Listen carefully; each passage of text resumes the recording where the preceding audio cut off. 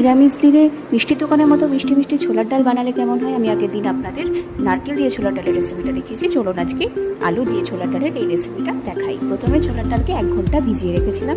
এরপর একটা আলু ডুবো ডুবো করে কেটে ধুয়ে প্রেশার কুকারে সিদ্ধ করে নিলাম। এরপর যেটা মেন ইনগ্রিডিয়েন্টস সেটা হচ্ছে গোটা জিরে, গোটা ধনে, শুকনো লঙ্কা ড্রাই রোস্ট করে গুঁড়ো করে নিলাম।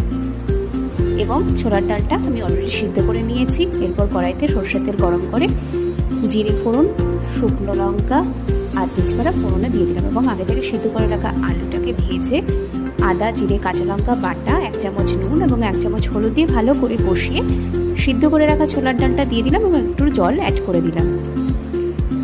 দিয়ে 5 থেকে 7 মিনিট ঢাকা দেওয়ার পর যখন পুরোপুরিভাবে ডালটা হয়ে যাবে, নামানোর ঠিক আগে সেই গুঁড়ো মশলা, একটু চিনি আর একটু ঘি দিয়ে সার্ভ করুন। লুচি বা পরোটার সাথে দেখবেন দারুণ লাগবে। Thank you.